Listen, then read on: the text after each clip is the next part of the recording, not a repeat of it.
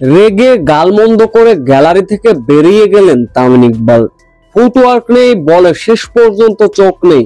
বাংলাদেশের ব্যাটাররা বোল্ডের পর বোল্ড হলেন। পাকিস্তানের কাছে কেমন করে হারছে বাংলাদেশ? বিস্তারিত জানতে ভিডিওটি না টেনে সম্পূর্ণ। হোয়াইট মিশনের তৃতীয় ওয়ানডেতে শুরুতেই হারের আভাস দিয়েছিল বাংলাদেশ, যেখানে বাংলাদেশ বোলারদের শুরু থেকে আক্রমণভাবে পেটাচ্ছিলেন ফারহান। দ্রুত 29 বলে তুলে নিয়েছিলেন 50।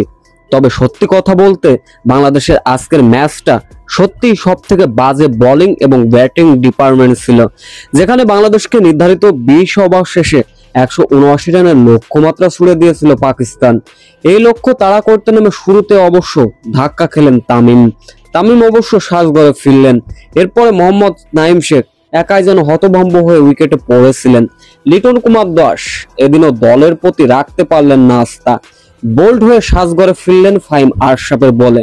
লিটন যখন আউট হলেন, ফুটওয়ার্কের কোনো কাজই ছিল না, বলে শেষ পর্যন্ত চোখও ছিল না, যার ফলে বোল্ড হয়ে সাজঘরে ফিরলেন। সেম একই অবস্থা মেহেদী হাসান মিরাজও ছক্কা মারতে গিয়ে ক্যাচ হয়ে আউট হয়ে ফিরলেন। জাকির আলীর কথা কি বলবো, সেই সেম একই সমস্যা। ফুটওয়ার্কের কোনো কাজ ছিল না চোখে শেষ পর্যন্ত বল, যার ফলে বোল্ড হয়ে সাজঘরে ফিরলেন। ঠিক ওই একই ওভারে সালমান মির্জার বলে বোল্ড হয়ে সাজঘরে ফিরলেন মাহাদি হাসান।